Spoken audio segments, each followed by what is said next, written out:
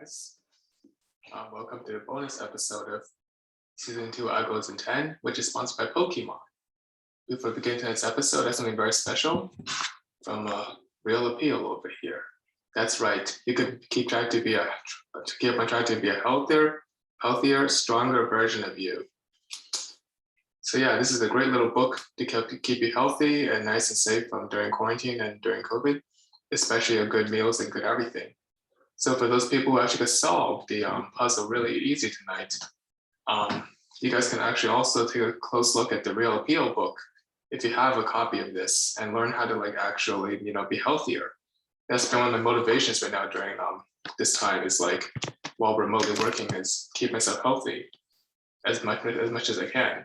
Of course, just like Pokemon, we gotta mega evolve our health. Without further ado, here's the bonus episode of Algos in 10. It's not really algorithms, it's just basically logic and, the good old logic puzzles that people in Mensa, really smart people, figure out. So tonight's episode is sponsored by Pokemon. I really like the new game coming out and the new series Pokemon Evolution coming out. And if you know the YouTuber Munching Orange, he's very good at the Let's Plays and walkthroughs. Very good channel for Pokemon and in general. One of my favorite childhood shows in general. Yeah, here we go. Algos in 10 Season 2 bonus, the Pokemon episode. And due to interest of time, there will be no collaboration episode for Season 2. I asked my Northeastern friend, but it looks like he's very busy right now. So we'll move on directly to Algos in 10 episode 6, sometime before I go to vacation in a couple of weeks. Let me share my screen. And here we go. So yeah, here it is, Season 2 bonus, Algos in 10.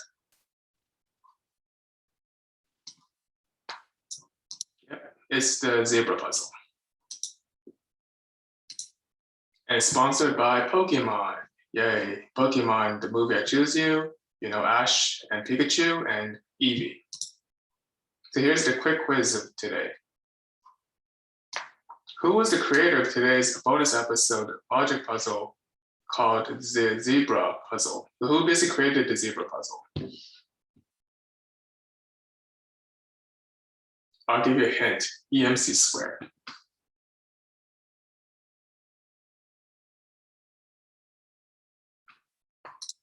You guessed it, that's right, it's Mr. Genius himself, Albert Einstein. He's a really smart guy, and you'll see why. So here's some introduction to logical processes. So my BU undergrad CS 131 in my Northeastern algorithms class, we learned something very, very simple called the truth table with truths and falses. You have true or true is true or false is true, false or true is true, and false or false is false. They have many logical connectors. So basically a zebra puzzle is a logical puzzle that gives you a series of clues to determine a solution or multiple. It's considered to be a deterministic polynomial time set of solutions. And the tautology is stated that all the values are true. And the main logical connectors for computer science, more than engineering and signal processing, but we're not going to get into those, is the AND, which I'm using Java notation for this. The AND, the OR, which is the double bars, not the exclamation mark, and XOR, which is X, etc. And this is very important because from episode 7 onwards, not episode 6, episode 6 will be coding of the RC Shang-Chi curves. But episode 7 onwards, all the solution may not necessarily be in polynomial time, but rather in NP, non-polynomial time. Here becomes the million-dollar question, P versus NP. Why we're not millionaires yet, but I'd be already happy and be all set outside of my job at Dell. The reason why we don't have P equals NP yet is because it's a really tough problem. There's 24 problems that are in, NP that could be reduced to P, but are not necessarily in P. So to simplify that gibberish, more or less, I think, more or less right now, very simply, we have P and co-NP, and then, some various types of classes. We'll revisit this beautiful looking graph later on, but for now, we'll just focus on P and NP, mostly NP hard and NP complete, for the remainder of Season 2 for Algos in 10, aka episode 7 for 10. Rest of the stuff is beyond the scope of my CS education and theory knowledge, so I'm not gonna be able to tell you what X space or like decidable even is. So if you heard something called like a Turing machine, you probably understand what probably recognizable means. So yeah, here's the zebra puzzle. Uh-oh, Pikachu is missing. The last time Ash was with Pikachu, he was with 5 possible gems in the unknown Pokemon region. Each gem is adjacent to each other in the Pokemon region, and each gym leader, guy or girl, has the following: 1 favorite type of color of the gym, the type of the gym, their ace Pokemon, which is like the Pokemon that's most powerful in the lineup, and a particular kind of phantom Pokemon that was kept hostage. One of the gym leaders was tricked by Team Rocket to kidnap Pikachu, and hold him hostage in their gyms. Let's deduct them all and help Ash find his Pikachu. So you can see right there, Pikachu is pretty sad, staying in a random gym. He needs to go back and find Ash, basically. So yeah, here are the types of the gyms given to you. Gym 1 is grass. Gym 2 is ice. Gym 3 is flying. Gym 4 is fire. Gym 5 is electric. And here's the catch, not in that order. And for you guys even more off, because I like to really make things complicated, even though this is a very simple algorithm tonight, it's actually very complicated if you don't keep track of stuff in a table. The gym colors are actually the first colors of a rainbow: red, orange, yellow, green, blue. Roy-G Biv. They're deliberately ordered to throw you off the typing of the gym, Pokemon gyms. You think usually, grass means green and ice means, indigo, and flying means violet or something. Nope, in this gym, the typing does not match the color of the gym. And now here are some of the clues. So I'll read them out to you very slowly, like my Magic Boarding mentor did.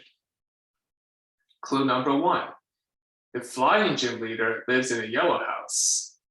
Clue number 2, the electric gym leader has Raichu as captive. Gym number 3, the ice gym leader has a Kyogre fandom. Clue number 4, the fire type gym is to the right of the electric type gym.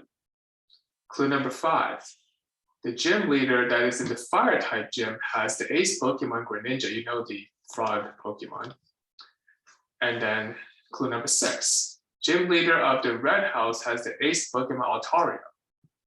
Clue number 7, gym leader in the yellow gym has the ace Pokemon Electabuzz. Clue number 8, this is already a dead giveaway. Gym leader in the middle gym has a Meowth fandom. And we continue onwards. Clue number 9, the grass type gym leader is the first gym, another dead giveaway. The gym leader that has ace Pokemon Alakazam has neighbors who keeps Meowths. Clue number 11, the gym leader that has the ace Pokemon Altaria has a Leafeon fandom. Clue number 12, the gym leader that has Meowth is neighbors with the gym leader that has ace Pokemon Electabuzz. Clue number 13, the ice type gym leader has ace Pokemon Incineroar. Clue number 14, the grass type gym leader is next to the orange gym. And the final clue is the gym leader that has ace Pokemon Alakazam has a neighboring gym of the flying type. So you can already see this is meant to trick you. There's some clues that are just simply not necessary to solve the puzzle, and that is why the zebra puzzle is so tricky, because you don't know whether you have to even use that clue or not. And the answer is no, you don't have to use all the clues. But you have to use the vast majority of them to figure out the puzzle. So this is saying here. So let's mega evolve our logic a bit and use some deductive reasoning in De Morgan's laws, which is like basically, the 2 laws of logic, type of logical deduction to figure out the answer. Who is the gym leader that has Pikachu, a fandom Pokemon, held captive in their gym? So to help you guys out, I have something called a 5x5 logic puzzle template. The gym, the color, the type, ace, and fandom, 1, 2, 3, 4, 5 for the various possibilities that Pikachu could be in.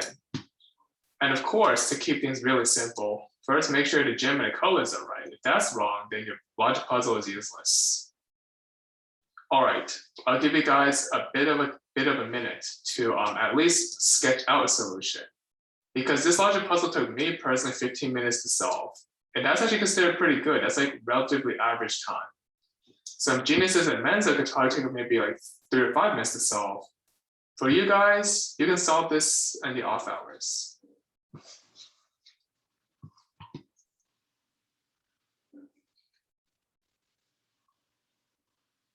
Oh, by the way, these are not really affiliated to any real Pokemon episodes. They're just simply a nice illustrative purpose of the zebra puzzle. So here's some handy hints if you're still stuck. Don't make any assumptions right away, such as, green equals grass gym. No, throw those in the trash can. Those are not real assumptions you can make.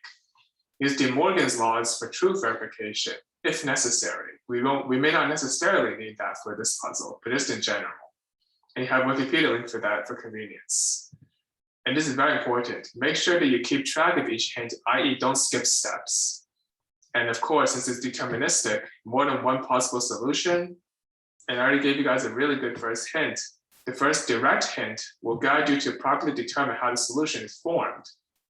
And for this particular problem, don't make any pre-assumed types of Pokemon or gyms. Start with a clean slate. Here's the solution. It's okay, guys, if you want to spend more time figuring out yourselves, but here's the solution.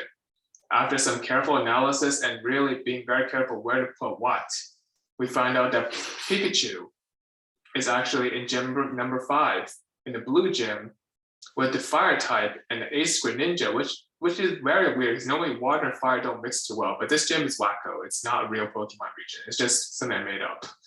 And yeah, Pikachu is now kidnapped and has to be saved in gym 5. So yeah, Pikachu is found hostage in 5th Leader's gym. So yeah, see you guys in 1.5 weeks for episode 6, season 2, aka the coding of the Shang-Chi ROC movie, which is quite good. I enjoyed it. It's quite good. I think it really showcased great Marvel diversity, and I'm not going to spoil anything, but may low-key be the movie of the year potentially. Anyway, yeah, there's actually a way to code this thing, the zebra puzzle. It's not recommended to solve, for interviews or anything, because it goes way above the level of like even FANG level interviews. But if you want just to, get some coding practice in, you can also write a Python, Java, C, whatever language programming solution using a list of lists. So quickly, a list of lists is just like, the following. So let's say you have a particularly good list here. You have a list, right? A list of lists is a partition of like another list. So this is what I call a list of lists. And there's a reason why we have this type of data structure for the coding solution of this episode. The reason why we have a list of lists, because if you look within a sublist, the runtime to look into the list is just linear. As opposed if you do list within lists, it'll be O of n squared, which is too long. And that's all I'm going to give for the hint in terms of like general coding. So yeah, bonus number 1, write a Python, Java, whatever programming language to use list of lists. Another cool data structure to solve the problem programmatically. Something to get you started is the Rosetta code solution. And bonus number 2, which is optimization. What are some optimization problems that we can solve to make the runtime of the solution O(n) squared faster? Would we be able to computationally solve such a problem for an amount up to n gyms? And the answer should be no, because it eventually gets to NP. So yeah. Anyways, that is the episode. I was in 10 bonus for the Pokemon. And hopefully you guys continue enjoying these episodes and continue enjoying your your fall 2021. The leaves are nice and the foliage is nice. Yep, I'll see you guys later.